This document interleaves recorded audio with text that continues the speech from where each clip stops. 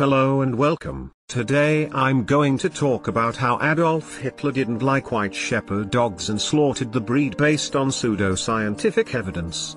I'm also going to talk about the flaws of scientific racism and its consequences. The German Shepherd dog breed is perceived by many as a typical police and military dog.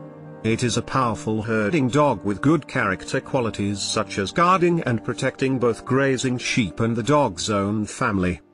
The breed is intelligent and easily trained. It was the German captain Max von Stephanetz who first became interested in German Shepherd dogs and decided to define the breed and start breeding such dogs. After much searching for the ideal dog, he found one in 1889 and his dog became the first purebred German Shepherd, and the Husson founded the first breed society for German Shepherd dogs. The dog breed was appreciated and German Shepherds came into great military use during the First World War. One can guess that Adolf Hitler quickly came into close contact with German Shepherds during his military service on the Western Front. He later had a number of German Shepherd dogs. He is reported to have said, "I am an animal lover and particularly fond of dogs. The only dog I would ever consider having is a German Shepherd." At the time, German Shepherd dogs were bred for their qualities and not at all for their looks. All white German Shepherds were considered purebred in all other respects. The white German Shepherd, however, is similar to the common dark dog.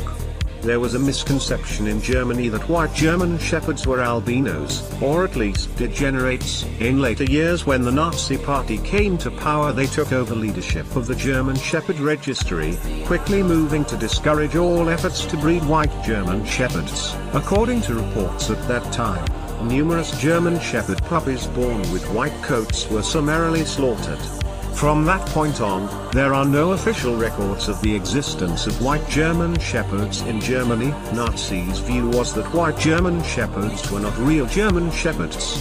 In 1933, when Hitler came to power, the association banned the inclusion of white German Shepherds in its breeding register. The Nazi Party continued to exert more and more influence and in the flawed medical and genetic pseudoscience, which was in line with the party mentality. All manner of ills were attributed to the gene for the white color coat.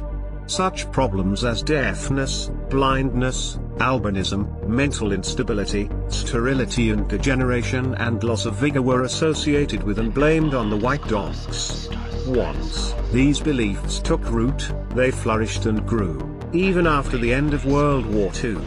In any case, the result was that all breeding in Europe of white German Shepherds was stopped. It remains so to this date, and many people wrongly believe the whites are structurally and temperamentally unsound. There is of course no scientific evidence of genetic linkage in the breed. The genes for temperament or proportions are not side by side with the genes for white-colored dogs, and the white dogs may differ only in that respect to pigment. Structure and temperament are unrelated to color. Any of that sounds familiar? Where do you think some pseudo-historians got their ideas on black people from? Today's scientific racism is the same bullshit which the Nazis tried to pull with white shepherds. In the USA and Canada, white shepherd dogs have gradually become to be accepted as a distinct breed and have been registered as a new breed, the white Swiss shepherd. According to some fake historians, Adolf Hitler had millions of people killed, but he loved his German shepherd called Blondie. This is why some people today say we should believe in rubbish that if Hitler didn't have a bee in his bonnet about Jews, then you'd find most of Nazi program for revitalizing the nation quite sensible. The author of this logic just thinks that Nazis had sensible, far-reaching measures which then whole world could benefit from, and one of the main reason for this is because they made vivisection illegal and we're dog lovers. The problem with this sickening logic is the author of this neo-Nazi philosophy is asking you to not look behind, because if you did, you'd see that white German Shepherds were considered albinos, or degenerates, a stain on the entire breed, and were slaughtered. The author of this neo-Nazi philosophy is asking you to overlook the fact some people were also not pure enough to be Germans. As a result, 6 million Jews were killed. During World War II there was a little zoo near Buchenwald concentration camp, monkeys, birds, some brown bears and a goldfish pond. You get the picture. The Nazi animal lovers and all that jazz. Their zoo was intended to provide diversion and entertainment for the concentration camp staff who spent their lunch break there.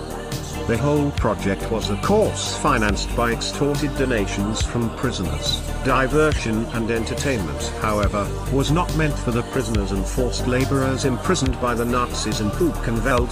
They may have built the enclosures and looked after the animals, but only concentration camp personnel were allowed to take a break there. Guards, civilian employees and supervisors who tortured and killed prisoners on the other side of the electric fence.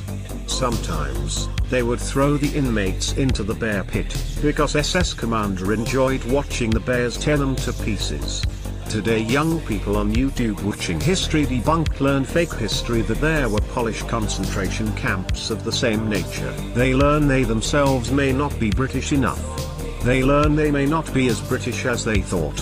They learn that if you practice Hinduism or Buddhism you are not pure British apparently. If you are Muslim or of South Asian origin, you are also not pure British apparently. If your parents or your grandparents have their roots in Africa or the Indian subcontinent, you are not pure British either and should consider yourself British.